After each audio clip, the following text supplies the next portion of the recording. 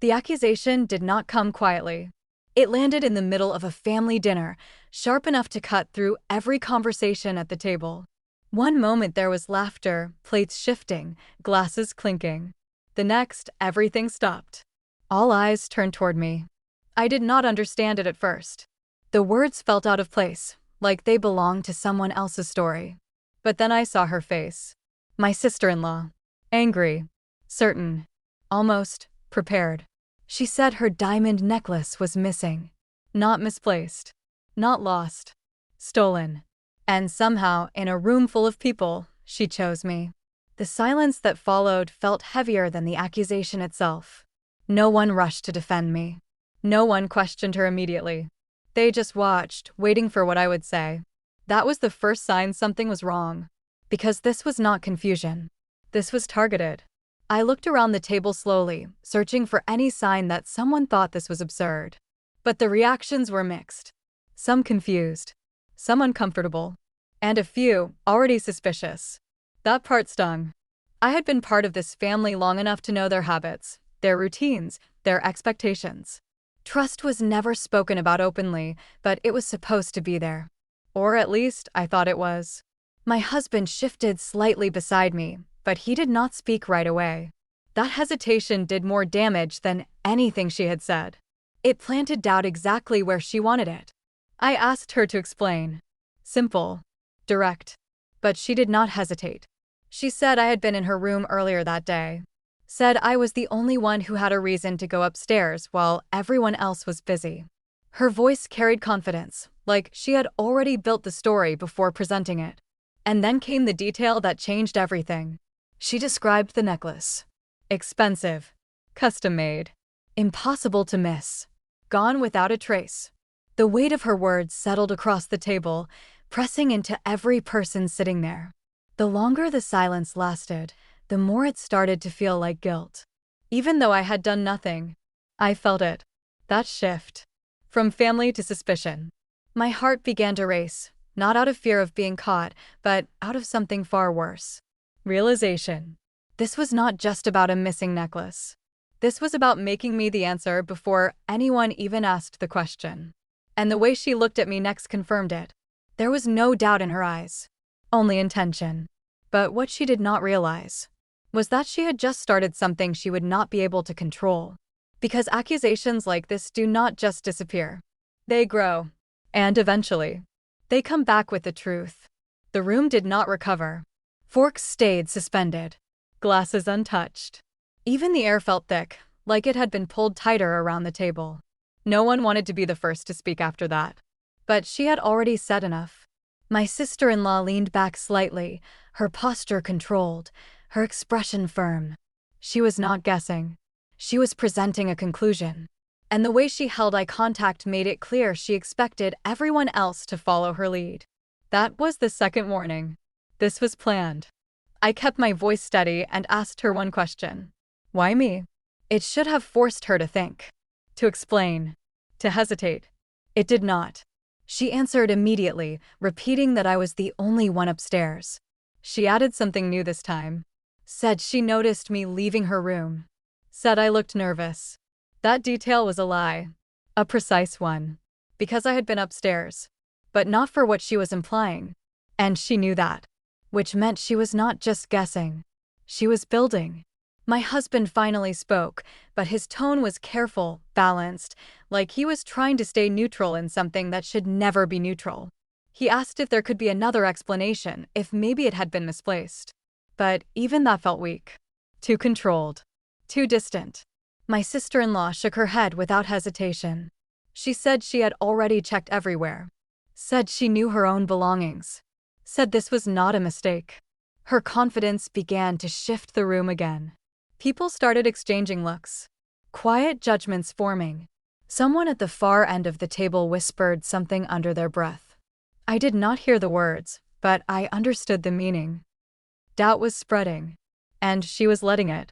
I placed my hands flat on the table, grounding myself, forcing calm into every movement. Panic would only prove her right in their eyes. I needed to stay ahead of this. But before I could respond again, she made another move. She stood up. That alone drew every bit of attention back to her. She walked around the table slowly, not toward the door, not toward anyone else. Toward me. Each step felt deliberate, like she wanted everyone to feel the distance closing. When she reached my side, she stopped just close enough to make the moment uncomfortable. Then she said something that shifted everything further. She suggested we check my bag. Right there. In front of everyone. The room reacted instantly. Some people shifted in their seats. Others leaned forward, curiosity overtaking hesitation. This was no longer about a missing item. This was turning into a public verdict. My husband looked at me then, finally meeting my eyes fully. And for a second, I saw it. Uncertainty. Not belief in me. Not complete doubt either. Just uncertainty. That was enough to understand where I stood. I slowly reached for my bag. Not because I needed to prove anything, but because I wanted to see how far she was willing to take this. Because if this was a setup, then she had already gone too far to stop now. And that meant one thing. She was expecting something to be found. Every movement slowed as my hand touched the zipper. The sound felt louder than it should have, cutting through the silence like a signal that something irreversible was about to happen. No one looked away. No one interrupted. They wanted to see it. They needed to. My sister-in-law stood close, too close, her presence pressing into the moment like she was guarding the outcome. Her eyes never left my bag, not even for a second. That detail mattered. Because she was not nervous. She was waiting.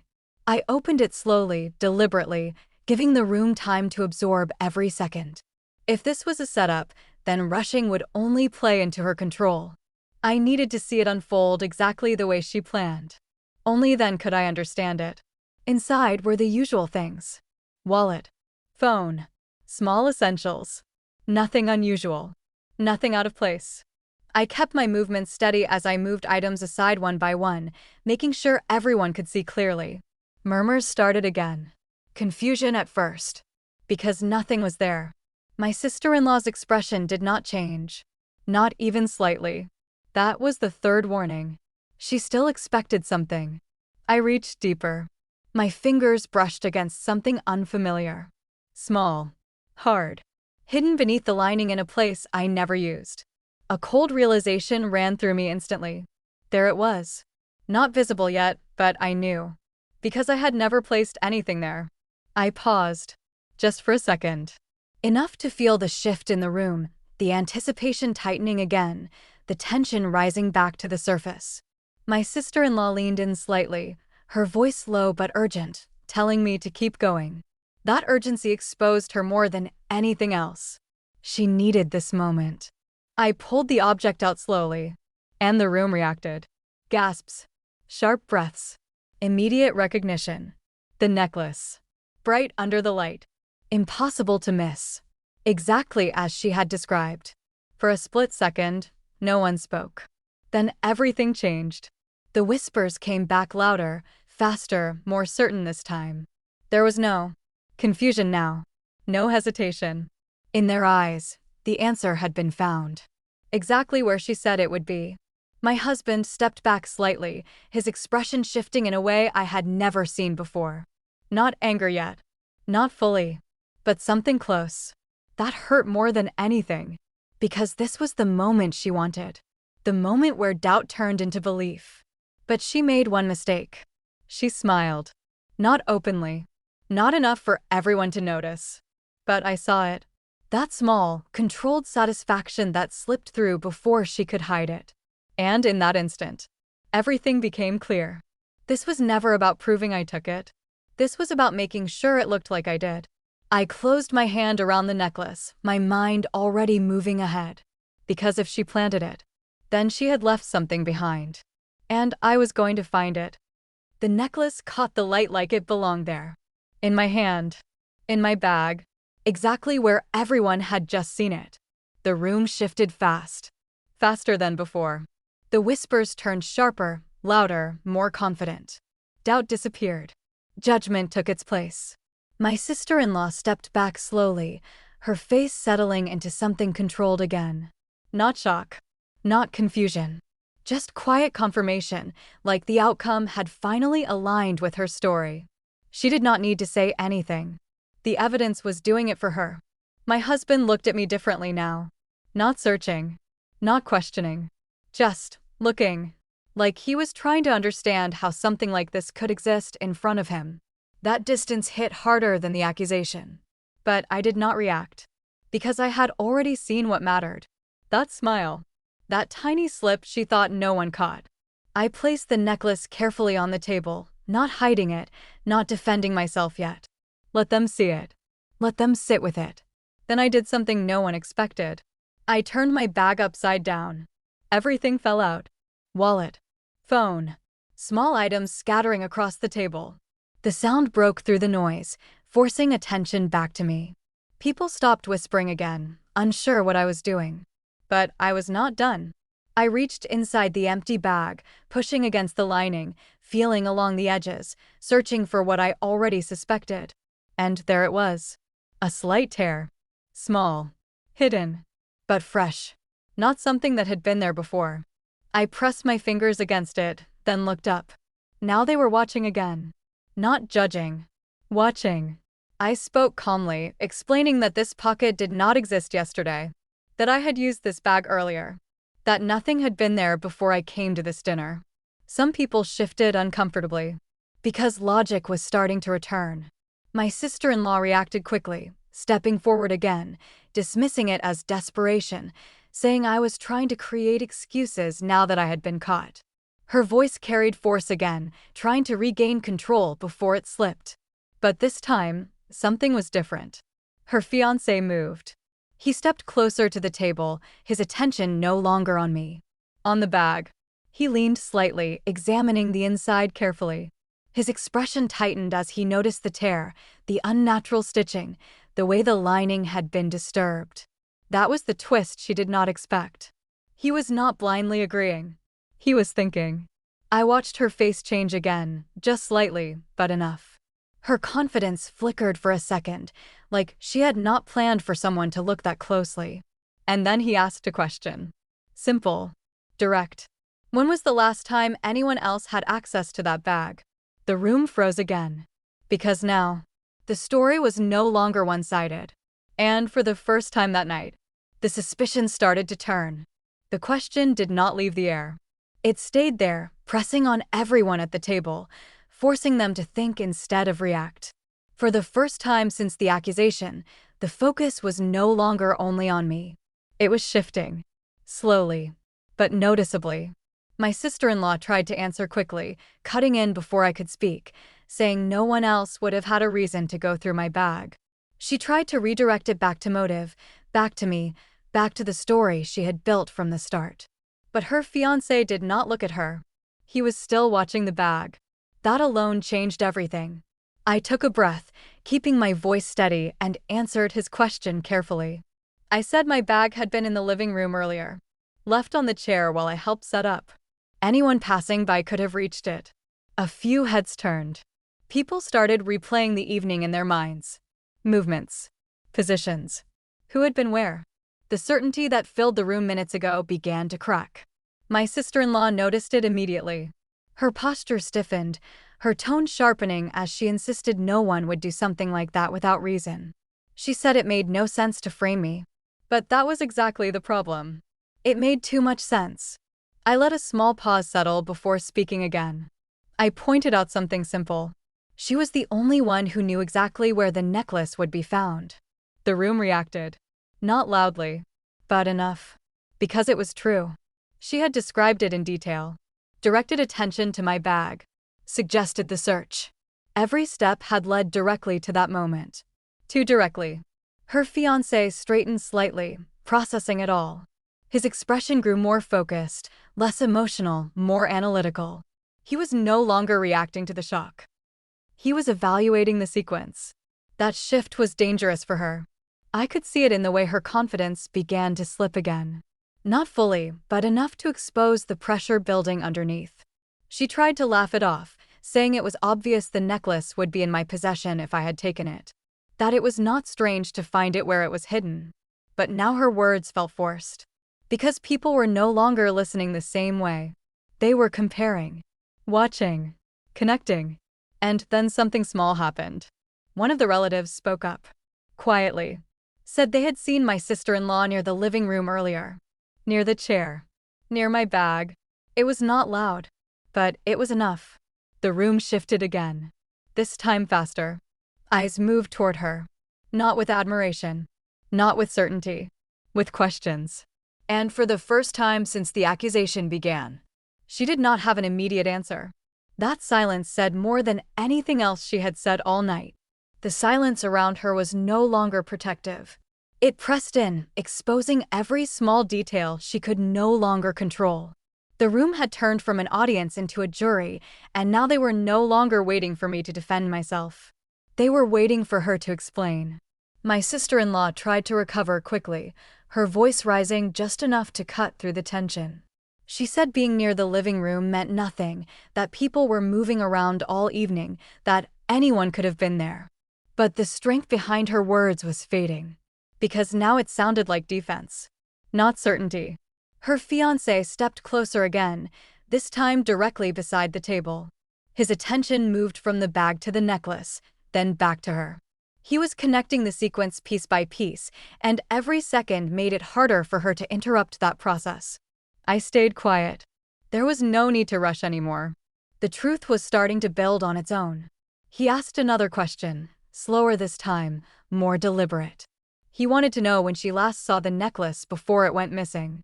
A simple detail, but a critical one. She answered quickly again, saying she had it earlier in the day, that she placed it safely in her room before guests arrived. That answer created another opening. Because I remembered something. Not from tonight. From earlier. I spoke calmly, reminding her that she had shown the necklace to someone before dinner. That she had brought it out, displayed it, made sure people noticed it. A few guests nodded. They remembered. That confirmation shifted things again. Because it meant the necklace had not been hidden away as securely as she claimed. Her fiancé picked up on it immediately. His expression tightened as he asked who she had shown it to. That question landed harder than the last. Because this time, she hesitated. Only for a second. But it was enough. The room noticed. I watched her carefully as she tried to answer, her words slower now, less controlled. She mentioned a couple of names, trying to spread the focus, trying to dilute the attention. But it did not work. Because the hesitation had already done the damage. Her fiancé turned slightly, scanning the faces around the room, as if trying to identify something she was not saying. And then his attention stopped. Not on me. Not on her. On someone else. A man sitting quietly near the far end of the table, who had not spoken once since the accusation began. That shift changed everything again. Because the man looked up slowly, meeting his gaze. And in that moment, it became clear. This story was about to get bigger than just a necklace. And my sister-in-law knew it. The man at the far end did not rush to speak. He stayed seated for a moment, his posture relaxed, but his eyes sharp, taking in the tension that had finally reached him. Everyone followed the fiancé's gaze, and just like that, the focus shifted again. Away from me. Away from her. Toward him. My sister-in-law noticed it instantly. The change in attention, the direction of suspicion, the way the room turned. Her entire body tensed, her composure cracking in a way she could no longer hide. That reaction alone said too much. The man stood up slowly. Not defensive. Not nervous. Calm. That calm made the silence heavier. He stepped closer to the table, his eyes briefly meeting mine, then moving to my sister-in-law. There was something in that look, something familiar, something unspoken but understood. History. The fiancé asked him directly if he had seen the necklace earlier. A simple question. But the answer carried weight. The man nodded once. Said she had shown it to him. That aligned with what I had just said. But then he added something else. Something she had not prepared for. He said she seemed unusually focused on it. Kept mentioning how valuable it was. How irreplaceable. How careful she had to be with it. The room absorbed that detail quickly. Because it shifted the narrative again. From loss to intention. My sister-in-law stepped forward, cutting in, trying to control the direction before it went further. She said of course she valued it, that it was normal to care about something expensive, trying to normalize what now sounded calculated. But the man did not stop. He said something else. Said she had asked him a question. One that did not make sense at the time. She had asked how easy it would be to slip something into someone else's belongings without being noticed. The room froze. Completely. That was not a normal question. That was not casual curiosity. That was planning. My sister-in-law's face changed instantly, panic breaking through fully now. She tried to deny it, shaking her head, stepping back, her voice rising as she insisted he was lying, that this was all being twisted. But it was too late. The shift had already happened. Her fiancé looked at her differently now. Not confused. Not uncertain. Certain. The kind of certainty that comes when scattered pieces suddenly fit together perfectly. I remained still, watching it unfold, feeling the balance finally return. Because now, the story was no longer about proving I was innocent. It was about proving she was not. And the truth was already doing that on its own. All it needed was one more push. No one defended her this time. The silence that followed the man's words felt final, like something had shifted past the point of repair. Every excuse she had prepared, every angle she tried to control, collapsed under the weight of one simple truth. This had been planned. My sister-in-law stepped back again, her movements unsteady now, her confidence completely gone. Her eyes moved quickly across the room, searching for support, for anyone willing to interrupt what was unfolding. No one did. Her fiancé moved closer to the table, his focus no longer divided. He looked at the necklace, then at the torn lining of my bag, then back at her. Every detail connected now, forming a picture that did not leave room for doubt. He asked one final question. Why? That single word carried more weight than anything else said all night. She opened her mouth to answer, but the words did not come out clean. They stumbled, broke apart, revealing more than she intended. She tried to frame it as a misunderstanding, as something that got out of control, but even she did not sound convinced. Because deep down, she knew it was over. I stepped forward slightly, not to confront her, but to finish what had already begun. My voice stayed calm, steady, cutting through the tension without force. I said she had been building this for weeks. Small comments. Subtle comparisons. Quiet attempts to shift how people saw me. Tonight was just the moment she chose to make it permanent. The room listened. Because now it made sense. Her fiancé's expression hardened. Not with anger alone, but with clarity. The kind that does not fade once it arrives. He took a slow breath, then reached for the necklace on the table. Not to give it back to her, but to hold it as evidence of everything she had tried to do. He said trust does not break in one moment. It breaks when someone chooses to destroy it. Then he stepped away from her. That distance said everything. She tried to follow, her voice rising, her control completely gone now, but he did not stop. He did not turn back. He walked past the table, past the room, leaving behind everything she had tried to protect. Her plan had worked. Just not the way she expected. The attention, the focus, the judgment. It all came back to her. I looked around the room one last time. The same faces that had doubted me now avoided my eyes. The same silence that had once felt heavy now felt clear. Balanced. I picked up my bag, placing the scattered items back inside slowly. No rush. No urgency. The moment had already spoken for itself. As I turned toward the exit, I did not look back at her. I did not need to, because the accusation she threw at me had returned stronger. And this time, she had nowhere to hide. If this story resonates you, then like this story. Also subscribe to this channel for more interesting betrayal and revenge stories.